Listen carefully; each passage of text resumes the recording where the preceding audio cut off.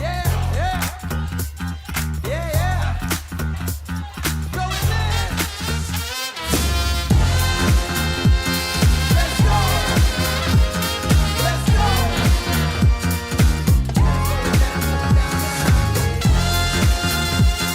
Let's go. Let's go.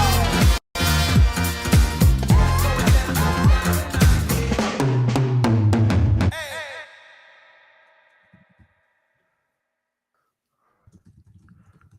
Okay, we're back. We're back. We're here.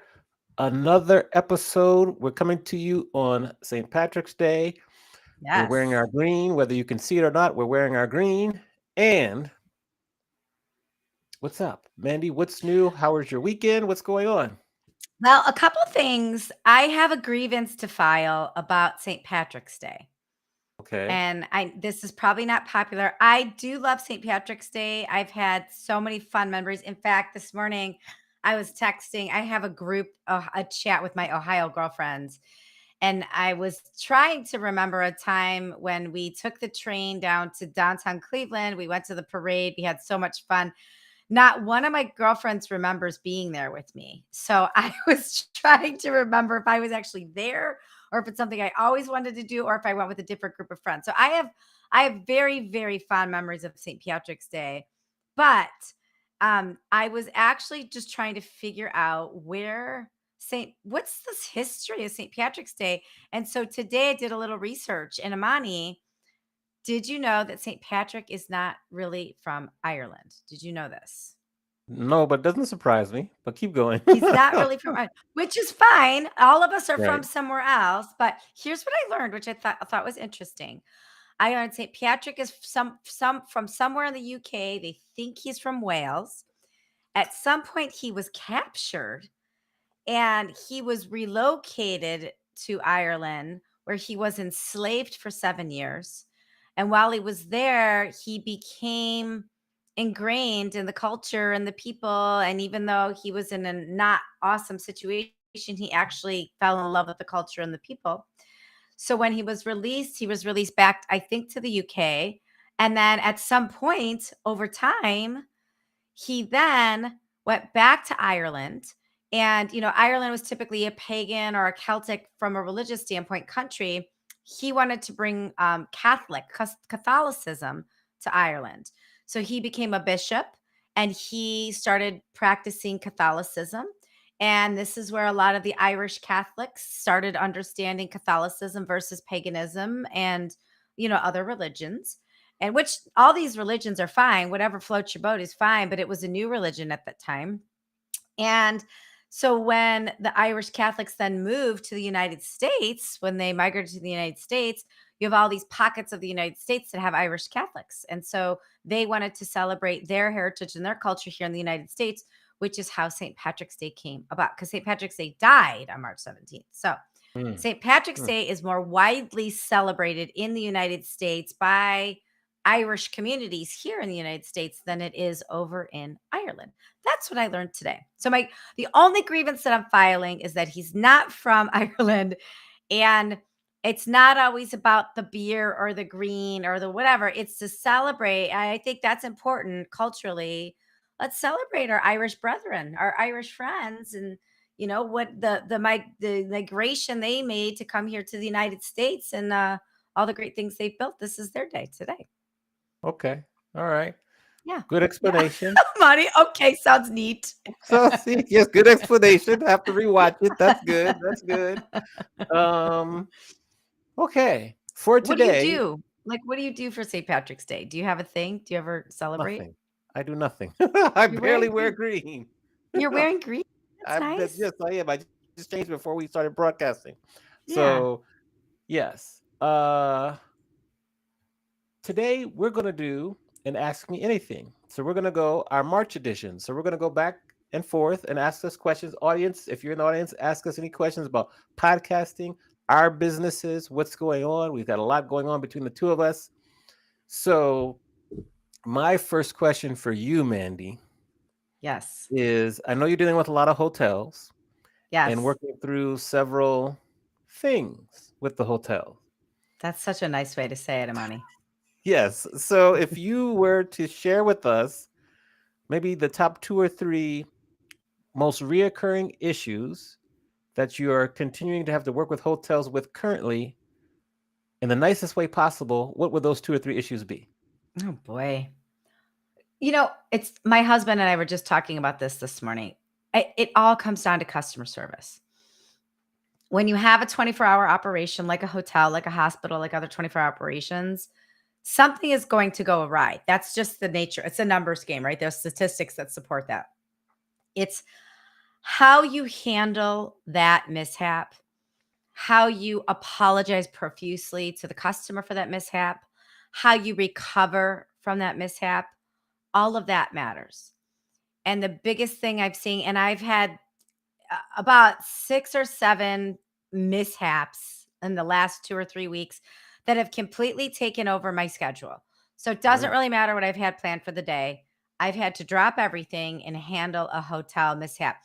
And I think the thing that bugs me about this situation is I 9 times out of 10 am making a suggestion of how the hotel could handle it for me and for my customer, when I think it would be really beneficial if the hotel just took a beat, hit a pause, stop hitting the panic button, and they, first of all, apologized, empathized, and then like really strategically thought about the recovery. And this all comes down to customer service. One situation, it was a hotel overreacted, um, double booked some space, which is awful that it happens, but it does happen from time to time. The suggestion that they made was seemingly a suggestion that was simple for them, but it was a huge overhaul on our part of something we had to do. And then at the end of the day, after a week of conversations, they ended up going back to the original plan. We didn't have to have a week of conversations. Mhm. I had another hotel who made a decision that they thought was based in the customer's best interest, but they missed the mark on asking some really important questions that, like, to me were very common sense. Like, can we just hit pause for a minute and like look at this? And oh, if we would have asked like 2 or 3 questions, we probably would have made a different suggestion. The suggestion they made was detrimental to the customer. Again, a week of conversations and negotiations to where we ended up back where we started. So I think just like customer service, recovery, empathizing, hitting a beat. And I think people don't realize sometimes, you know, clients put their heart and soul into planning these things, and all their creative energy, not just logistics, but their creative energy, mind goes into it. And just recognizing that, like, hey, I'm so sorry we have to do this. I know you probably put so much into this. And then like talk about a solution. I think just the empathy and customer service it's really lacking right now. Not everywhere. There are some great hotels doing some great things, but in my world, in the last couple of Mhm. weeks, it's been hard. I've had a very difficult time doing my job. It's been hard. Okay. So Mhm. customer service, that's one. All Mhm. right. Well, no, I'll let you go. So now it's your turn, and we'll see if anything comes from the audience. But what kind of questions, since we're going back and forth, would you have for me? Question number 1. Question number 1. I want to hear about what's happening in your school this season right now with your class. What are they learning? What projects do you have them do? You always have great projects for them. Mhm. And like where are they at in the class? Like what's happening right now? So that's a timely question. We're about halfway through the semester. So we just finished midterms last week, and now is when the students usually get pretty tired. They're pretty much fried for the rest of the semester once they get to Yeah. midterms, and then spring break, which comes up in 2 weeks. So we've got them working on.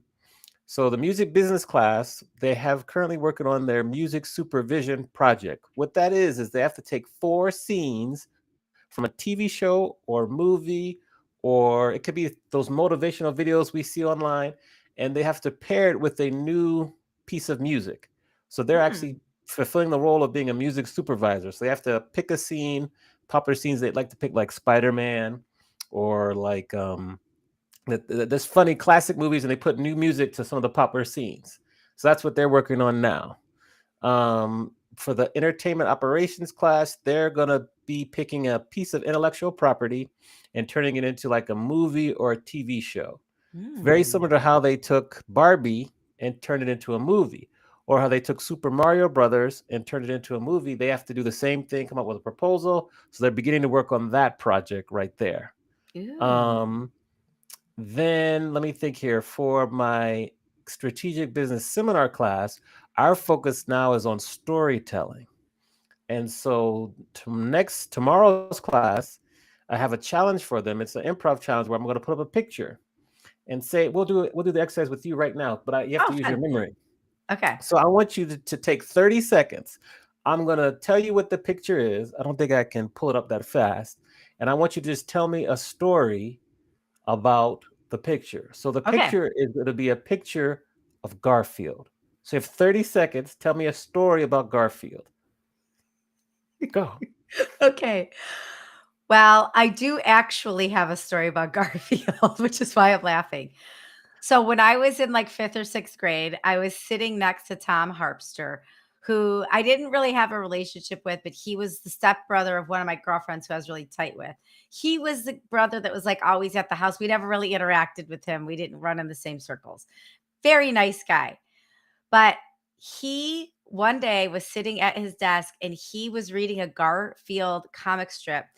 He was laughing so hard at it. His face, his shoulders were bouncing. His face turned so red and he started snotting out his nose.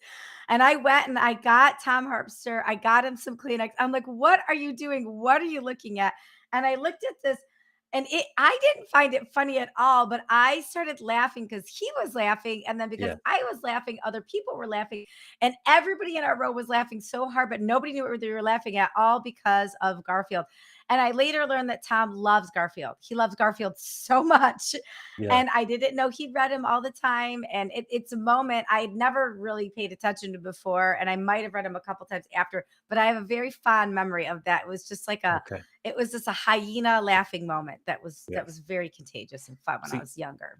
so you did very well. So that's just an Oh, exercise good. we're doing in class, because they have a final project where they're reviewing a company. They're studying, like, one group is studying like Ulta, the makeup brand, Ben Mhm. and Jerry's, Sony, Riot Games, and one more company. I forget what the other company is. Hold on, I'll look here. And they're studying these companies. So I have them required to, Netflix is another company, and they're required to tell 3 stories in their final presentation about the company. So we're practicing storytelling, because how it can apply to them outside of classes when they're interviewing or they're Mm. presenting in their job. Like, storytelling is really important and can really help you with the presentation. So that's what we're working Storytelling's with. everything, don't you It's think? everything. Like Yeah, it's in your everything. speeches, isn't like my speeches are stats and stories. Yeah, People relate to stories, right? Like, don't you think that's everything for speeches yeah. too? Yeah, I have like this upcoming speech I'm doing in Nashville in a week and a half. Is 3 stories and some stats and exercise in the middle, and that's it. So Yeah. yes. So that's kind of how the semester is going. And I'll be back in person tomorrow, so it'll be good. So yeah. I have a follow-up to this one because you do Okay. this every year, and I know you've seen some pretty good case studies before. What are some of the best case studies you've seen, when Oh. students are doing this? Yeah. They one group, they did a presentation on Spotify, phenomenal. And Okay. their whole deck, their PowerPoint deck was themed like Spotify. That was phenomenal. Oh, Had that's another cool. group. It was a bunch of my EHM students who were taking my strategic business seminars class. They did Nintendo, and for their final presentation, they all dressed up in different Nintendo characters. It was Oh, beautiful. It was lovely. fun. Yes, I had a group do that. I've had a group do casino. They did Caesars, and they actually had a mock poker game in the middle of their presentation, which was really good. That was In the last middle of semester. their presentation? Yeah, they did well. They Cool. did really well with that. And then another group did Crocs. They did a presentation on Crocs. So those Oh, are the it's top 4 that come to mind. Yeah, it's Croc season, Amani. So I it like is. I that. always wear mine around the house. Got mine on now. So my question to you is, because you do so much and things happen so quickly for you, Mhm. if you're going to reflect 3 months in to the year, how are you doing with your goals so far? I just put my head in my hands. Well, my personal goals, I'm crushing. Like I am 32 and a half pounds down physically. Amazing. I Okay, feel, hold on. oh, thank you. Thank you. I'll take it. I'll take it. I'm doing great health wise. Like I feel great from my anxiety disorder standpoint, from my sleep standpoint, nutrition, emotional, spiritual, financial, business. I'm doing well in all the buckets that I've laid out. So my Best by 50 is going great. BB50 is going good. Um, from a professional standpoint, I had a goal to bring a new person onto my team, and she just started last week, Kelly. I think Kelly's in the audience. We love having Kelly. She's doing a great job. Yes. Yeah, I mean, I have another personal goal. I wanted to professional goal, CRM. I want to add a new CRM, and I'm a little behind on that, and it's on me because I Mhm. had to do some demo calls. I had some demo calls set up with some companies in February, but I had some personal life things happen that derailed me completely, and so I've pushed those off, which is fine. That's just a part of it. But no, I think I'm doing really well with my goals right now. I'm feeling Okay. good. All right. All right. Good. What about you, Monty? Um, How are you doing with your goals? so goals, I gotta figure out where I wrote them. I was looking now. I think for my goals, obviously the book launch was the big goal for the whole year, which went Yeah. tremendously. I exceeded all expectations, so that's phenomenal. Um, Another goal I had business wise was to launch a course, which is pretty much up and getting ready to be launched. So that's done. And then it's just like acquiring coaching clients and speaking, which is all in process and working on now. So business wise, it's kind of coming along. So that's good. Personally, um, I think those still need a little work. I gotta remember what I wrote down personally. I have to check and see, but I'll double check and see.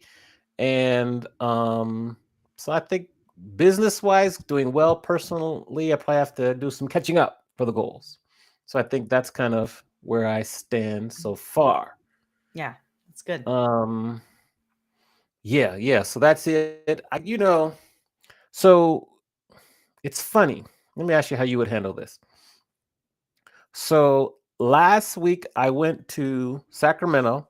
I DJ'd the opening reception, and then I had a book talk the next day. After the book talk at this conference, the California Charter School Association conference, they always have these like podcast interviews with like these kids who are like podcasting, learning how to podcast. That's cool. And so they interviewed me. And one of the questions they asked me, I want to see how you'd answer it, and then I would answer it, is they said to me, they said, first of all, it's phenomenal that it took you 4.5 years to write the book. They said, was there anyone that you dealt with during the book writing process or that you was around you that really wasn't for you writing the book, that maybe wasn't a positive influence? And there was one person that wasn't a positive influence. But how would you answer that? And then I'm gonna tell you how I answer that. It's funny. I can't remember anybody that wasn't supportive the first time around. In fact, my husband was my biggest cheerleader. He Nice. was, and not that he's not normally, because he really is, but just full disclosure, He's not a cheerleader personality in general. Yeah. You've met him. Yeah. And he's a skeptic, which I appreciate because I'm super positive, right? So I was actually really taken aback how overtly cheerleader he was. It was very warmed my heart. But I will say the second time around, the first time I'm not going to say who it is, but there was a couple people I told, "Hey, I have an opportunity to write another book. I'm working on it." I didn't get the response. I thought I'd hear like, Oh, "Oh, congratulations," or whatever. I got almost silence or the two of them looking at each other like, "We don't think this is a good idea," or whatever. I oh, didn't ask what that was about, but it was shocking to me because I had such a good experience the first time around, and I feel like I was born to write books. So, but nobody else has reacted. There was just like a couple people that did that I found that to be weird. Um, yeah. I didn't think it was negative. I just found their response to be weird, Interesting. So which how is will you fine. handle that? And then I'll answer my question. How will you handle that moving forward? Because you're getting ready to start, or you're already starting to write the next book. Yeah, the next book's almost done. I don't care. I mean, I'm gonna write books till the day I die. I don't care if people are happy about it or not.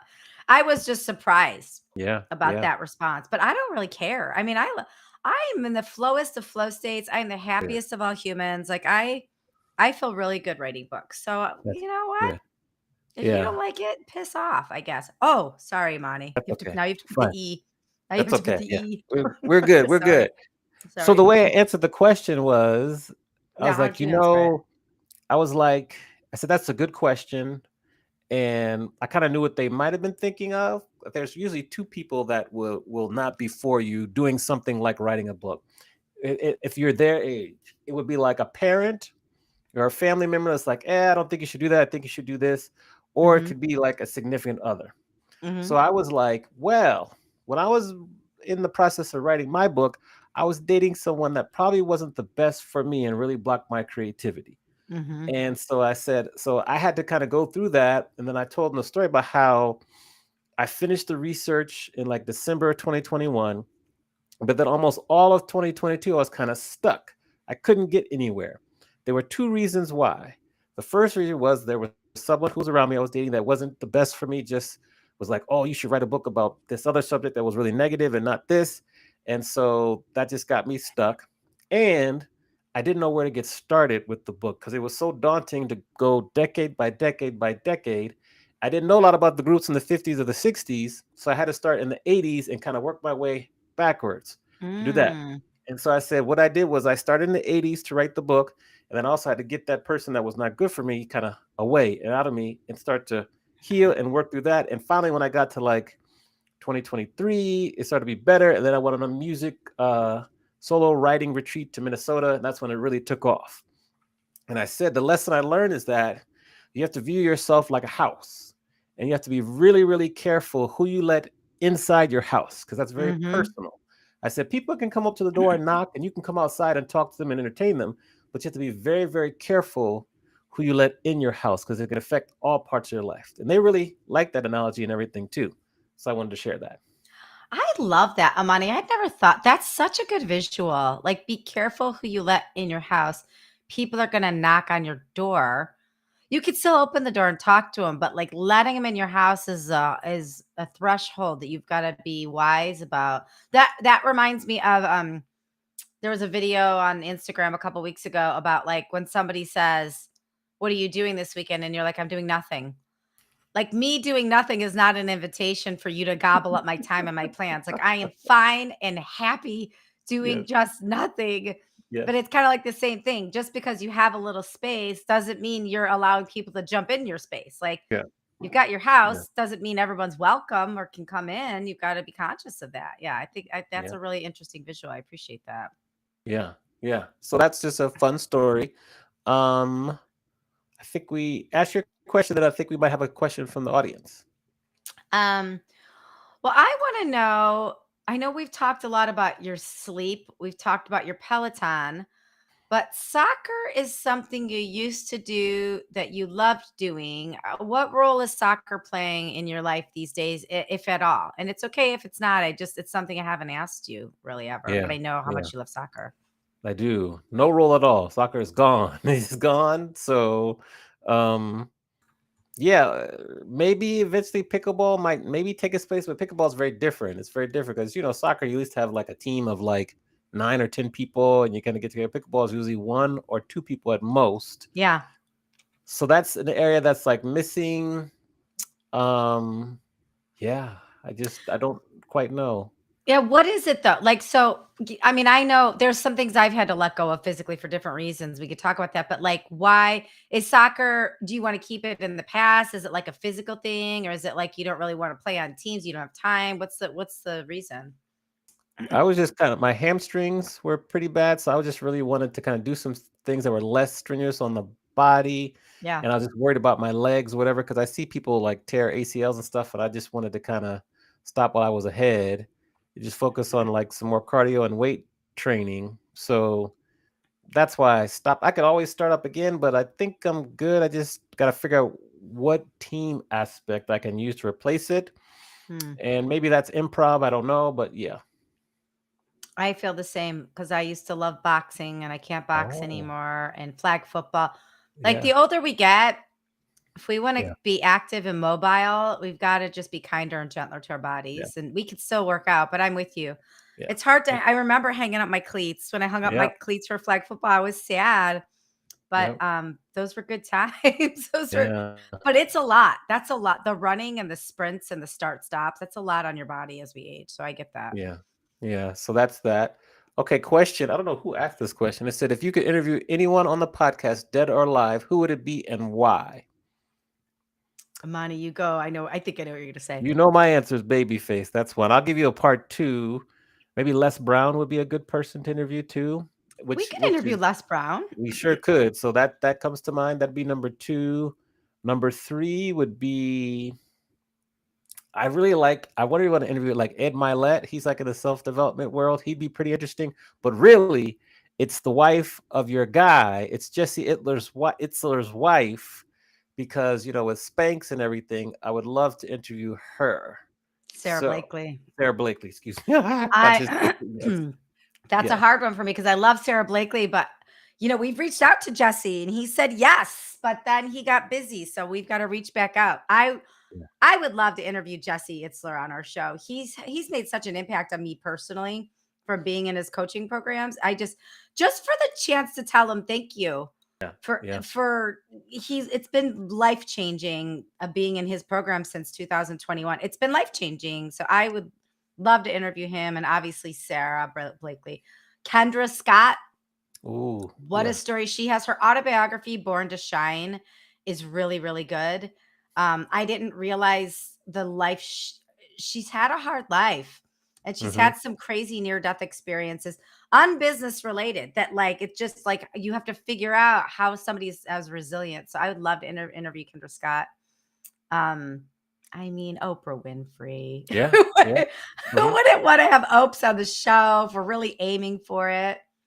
I mean, I've got we have a hit list. So everybody listening or watching, we actually have a hit list.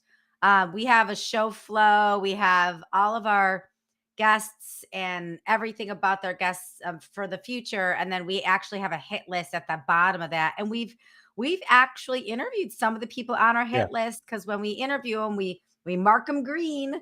Yep. Yeah. So yeah, I'd love to get Babyface on the show just for you, Amani. I feel like that Mhm. would be such a sweet surprise Yeah. for That would be you. amazing.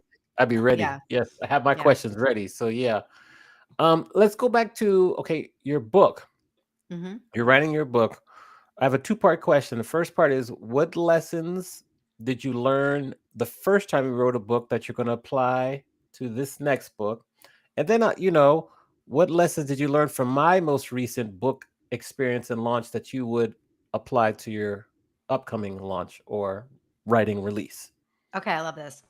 Well, first time around, I learned midway through to ask for help, and people show up for you. And I was so humbled by that I've just been showing up for people ever since, because I was so humbled by the people that came out of the woodwork and showed up and helped. And it provoked me to ask for more help. And then I was then willing to help anybody. So that was a lesson learned. I would have asked for help earlier. Um, I have a great publisher and I did all the marketing myself the first time around. And I'm glad I did because now I know exactly what it takes to become a bestseller like I was. But I don't want to do that this time around. I want to outsource that. I'm going to hire somebody to do that. But I'm glad I did it because now when I'm investing the time and energy into that, I know I can hold that team accountable. I know exactly what it takes. Like the first time around, I had a PR team and quite frankly, I didn't really like what they did. I thought they were Mm, out of touch and they were not and they were ineffective, but I didn't know. I was like, "Is this must be book PR." This time around, I know exactly what to do and how to do it. So, that would be my lessons learned. And then for you, the thing that you did, I did this in a little bit of a way, but I didn't name it. I think the thing that you did on steroids was you created the book army, mm, and within the book army, you were very, you gave the assets for us to share, you gave the talk track for us to share, you gave us all the things we needed to be able to share that. And I love that. I thought that was great. And I was Erin Deal when she wrote her book, I See You, which is a beautiful leadership book. mhm. If you are a senior leader or a brand new leader, it applies to really anybody. Her book, I See You, I was on her book army. She didn't call it book army. I think she called Mhm. it the squad or something. Yeah, yeah. But you were on her squad too.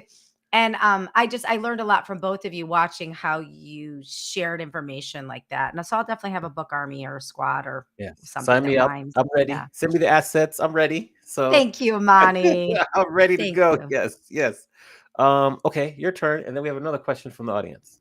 We'll take the question from the audience. Let's do that. Okay, what's about books? So Kelly Lester, she asked us, where did you both draw inspiration for your books? Did you always know you wanted to write about that subject, or was it more of a roundabout journey to get there? Mm. Amani, go first because you've got your DJ book and your other book. I feel Yes. like you've got a lot of answers on this. So the DJ book was just about the inspiration was to be like a thought leader, more than just a DJ, so be like a thought leader in a creative space. That was the initial inspiration for that one. Um, and then for the Quiet Storm, that was a continuation of my thesis from grad school. And when I wrote the thesis, I was like, oh, this would be a book. This could be a really good book. Nothing's really been written about it. It was quite daunting, but I said, oh, I think I can do it. And I did it. So for both those, I never really figured I was going to be writing books. But now that I'm two in, it's kind of like you kind of get the bug, maybe. We'll see, because I need a break now. But yeah, so that would be my answer to that. What about you? I mean, writing books for me is like how other people feel about having babies. Like I love the experience and I'll do it. I'll do it until my body like gives out on it. I love writing books. Um, I've always thought I was going to write a book since I was a little kid. In fact, somebody bought Oh, me a t-shirt that says be careful or you'll end up in my novel. And I've ooh, been I I've been like that. writing since I was a little girl. I've had journals that I've carried around with me. I love meeting interesting people. I've been writing profiles on people for years. And then when I decided to write a book, I hired a writing coach, and her name's Danielle. She's fantastic. And she read some of my stuff and she's just like, "You're not a fiction writer." And Mm, my heart was broken. My dreams were shattered. And I was like, well, what am I supposed to do? So then she gave me this writing exercise, which was morning pages. She said, I want you to write 3 pages, double spaced every morning for 2 weeks, and I'm going to read all of them. So she did. And after the 2 weeks, she said, okay, can you write about business? Because what I'm seeing in your writing is you're funny and you're succinct and you tell great stories, and most of them are business related. And in the business world, we need better, funnier storytellers. And I think there's something there. And I was not happy about that because I was like, well, that sucks because I'm living and breathing business all day, every day. Writing's supposed to be an escape for me. And she's like, I think you can do this. So then I said, okay, as long as there's an arc, like I just want there to be some order to it. So that's how Sales Tales was born because I thought, okay, I can write a sales book telling all these different stories, my own stories. And then, as you know, I've told a lot of other people's stories in that book too. But I wanted it to be in the order of a yeah. typical sale. So it goes in the order of a Mhm. transaction, a sales transaction. So if you're reading it, you can actually follow the order with whatever business you're working on right now and apply some of those. but you don't have to read the book in order. You can just pick it up and put it down because the stories are there and they're brief and quick and fun. And so, yeah, that was my inspiration. And now that I did one funny business book, now I feel like I'm just into it. I'm into Yeah. funny business books. So that's my Yeah. jam. That's a good question. So I have a follow up that we both can answer. And I'll kind of give you the context. So I'm working with Berklee College of Music, Mhm. and I'm doing 2 webinars for them. The first webinar is on it's time to take action and put those words onto paper. The Mhm. second webinar is like 7 ways to earn more money as a musician. Mhm. The first time I did this, we had maybe 20 people sign up for the revenue workshop on earning more revenue. We had 85 people sign up for the book writing webinar. Why do you Mm. think there's so many people nowadays that are interested in writing books? I think people want to tell their story.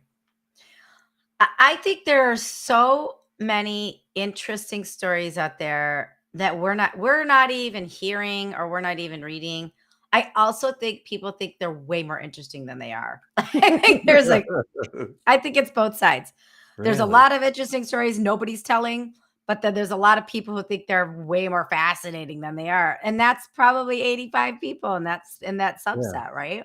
That's just because What do that is you a think? I don't know.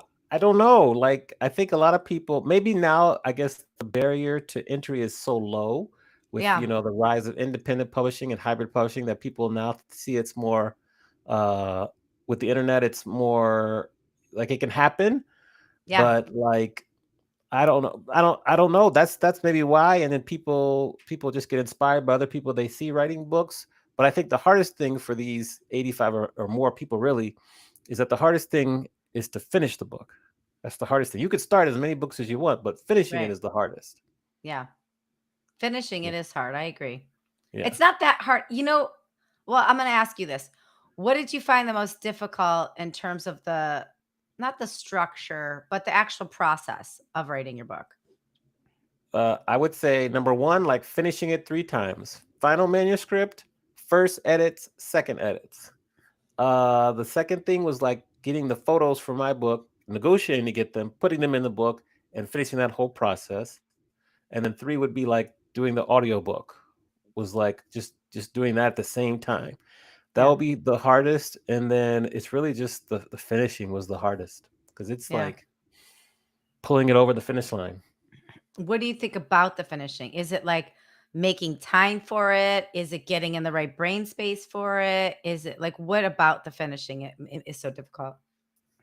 I think that realizing that it'll never be 100% perfect, there'll always be Mhm. something that you want to add, change, adjust. So you got to get over that. Like it's done. It's done. Turn it in. You can always do a second or third edition. And then I think it's just the mindset, just getting it across, like just finishing it. It's hard on the mind because that's would be number 2, I think. Yeah. Are you September 14 or 16 for your birthday? 14. 14. Oh, Virgo. Well, that makes Yeah. sense. The Yes. Yeah. perfectionism, Yeah. Virgo. You're Virgo, right? I am. This Yeah, is that true. makes sense. That makes sense. Yeah, I don't have issues with it being imperfect. I don't care. Yeah. But I think that's very common. A lot of people do, and I think that's common like in social media. A Hmm. lot of people are afraid to post because they want it to be perfect and they record something like 20 times and then they never post it. It's just like just get it out there Yeah. and you're going to learn on the fly, right? Like Yeah. and I and I think we should probably talk about this kind of like this building in public idea on this learning on the fly. So today we had a guest. So should we share the process of Sure. what we do to secure guests, like what this all looks like? Do you want to share that at all? Because is anybody wondering? Do you think anybody's wondering why we're doing an Sure. Ask Us Anything right Well, we now? had a guest that was supposed to be with us today that they just weren't able to make it. And so we had to kind of scramble with 3 minutes left on the clock before we realized they weren't able to make TikTok. it to do an episode. But Ask Me Anything is always very, very well received. It's fun for us because Manny and I can interview each other for all day. So Yeah. it's just fun and it's easy for us to do. But usually we have guests that we invite to the show. If they say yes, we send them a link, a calendar link. They pick the date, the time. Then we have a great team behind the scenes, Cassie and crew who helps to communicate with the guests, get them all set up with the invitation, instructions on how to use the platform. We use Ping, we use OBS, and then they show up 15 minutes before broadcast. We fill them in, we're off and running. We've been very, very fortunate to, it's a very smooth running machine.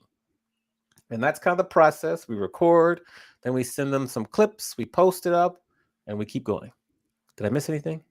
No. Well, the only thing is on Thursdays, we send the invite. We put the invite on LinkedIn that everybody sees. And then between Yes. Thursday to Monday, we're sending, because LinkedIn puts you in invite jail. You can't send more than a certain amount of invites. So we're sending invites every day between Thursday to Monday.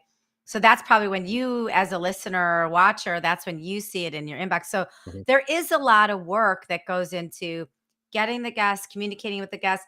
Amani and I do research Oh, yes. on the guests. Like, I'm looking at a page of questions right now. I was so excited for the guests today. Like, we do a lot of research on the guests, and then we do a lot of promotion and cross marketing of the guests, because we want the guests, this is a business show. We're all about lifting people up. And number one, we want to provide really good guest content, so you, as a listener, as a watcher, have some takeaways that help you in your business. But number two, we also want to promote the guest. So if the guest has something that they're promoting, or a new service or a new book or something like that, we want this to be an opportunity for them to share. So we structure our questions with you as the audience in mind, and with the guest in mind too. So a lot of work goes into that. And then I think this has only happened like one other time. In 3 years, we've only had this happen twice, where it was just like last minute, a couple of minutes before the show, where we didn't know the guest was coming. And again, stuff happens. It's no shade on the guest. Stuff happens. And that's why we're doing the Ask Us Anything. But I didn't realize till I had my own podcast, because I've been on podcasts a lot. And there have been sometimes, as a guest of a podcast, I'd be like, oh, I don't want to do this. And I always showed up. But there were a couple times where I was like, I'm just going to reschedule. Like, now I would never reschedule, because so much goes into it that it's just, I want to respect that the podcast manager's time, or the host's time, and know that, everything else that goes into it. So that's why we're doing the Ask Us Anything today. And we could ask each other questions all day long. I Okay. kind of like this. It's fun. Yeah. Final round of question. What's your last question for me or us for today's show? Okay, Amani. When you're preparing for your live interviews that you do, like you're doing a live interview show for MPI this summer, and you do these live things all the time in person, not just behind the screen. What's your process? What's your prep process, and like, what's your day of process? So process before we get to the day of is I will research them. When I research them, I will watch a few interviews they've done in the past. I will also try to read some interviews they've done. I get a lot of information. If someone has transcribed the interview, I'll try to read interviews they've done. If they have a book and I have enough time, like with Gabby Natalie, I had enough time to read her book, so I could ask some really, really relevant questions. There was another book that I read. She's been on I'm forgetting her name, based in Australia. I read her book too. I listened to her book. Yes. I listened to her book. So if I can read or listen to your book or interviews, I'll do that. Then the day of, I try to set up the interview with a couple questions at the beginning to really put them at ease and let them know that I've done research. So for example, I think we're going to interview Princess Sarah here in a few weeks. She's on the list now. And so I know that she was a really good basketball player in the state of West Virginia. So when I interviewed her last year at WEC, I said, tell us about the time when you scored 35 points playing basketball as the point guard and you had like 12 assists. And she was like, oh my gosh, how do you know that? But then she got really excited and talked about it, and that put her at ease. And we had a great interview after that. I think another example would be, I'm forgetting my person's name. She's from Indianapolis. Oh, I forget her name. With MPI, I have to look up her name. And so I said, let's play a game. I said, I'm thinking of a musician who's from Indianapolis, and they are famous and legendary. Take a guess. I'll give you 2 guesses who it is. She's like, Babyface. I said, oh my gosh, you got it. And she actually told a story about how she went to high school with Babyface and knew about him and everything. Oh, So, did you cry? I feel like so that would make you so I didn't cry, but I was happy. very impressed. It was one of my highlights. Yeah. I actually clipped that. I clipped that part of the interview and put it on my Instagram. So there's just some things that I'll do to really put people at ease, but also let them know that, okay, I'm serious because I've done my research. So the questions I'm going to ask going to have some thought to it, and it's not going to be your cookie cutter questions. I think you ask spectacular questions. Thank I you. I love how in depth you go into research. It's pushed me to go in depth because I'm kind of the person where I can just listen to an interview and I instantly am inspired to ask questions. But because of your in depth questions, I always feel like it's a challenge. I'm like, I gotta ask a deeper question. Like, I want to ask You a do deeper well. question than You do Amani. well. You do well. Yeah, no, you raised the Yeah. bar for sure, Amani. I Yeah. appreciate that. So my question, well, Kelly, I'm just going to ask Kelly's question. She has another one. What is your dream podcast to be a guest on? So I'm going to ask you that, then I'll answer, and then we will venture I out. mean, I armchair expert. There's no Uh-huh. reason I should ever be on that show, but like, Right. I would love to yuck it up with Dax and Monica in the attic. I'd love, they interview experts on expert. I certainly think I could be a sales expert interviewed. I have a book. I don't know why I couldn't be, but I'm not a famous person. They only really interview like famous Hey, those people. people. Yeah. But that would just be fun. That would be Yeah. super fun to be on that show. What Mine's about you? kind of the same as you. Like it's this podcast called R&B Money podcast with Tank and Jay Valentine. Like they just interview famous people. Like they just had Smokey Robinson on, and they have all these famous people, Shantae Moore recently.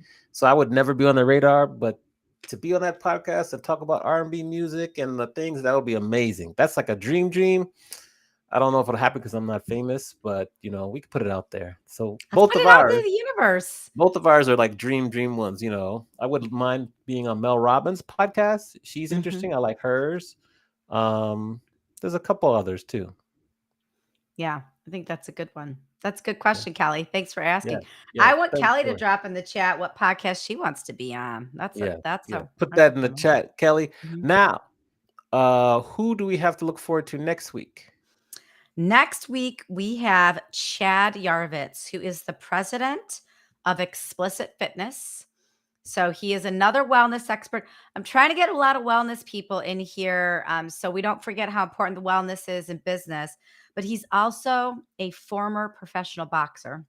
So Ooh, he's got some performance stuff to talk about, but he's a businessman who's run a business for almost 20 years through lots of ups and downs. And he's a dad and a husband. It's just a little bit of everything. So I'm really excited to have him on. And he's fun. He's really fun. all right. We look Mhm. forward to it. Thank you all for listening and watching our Ask Me Anything this March edition.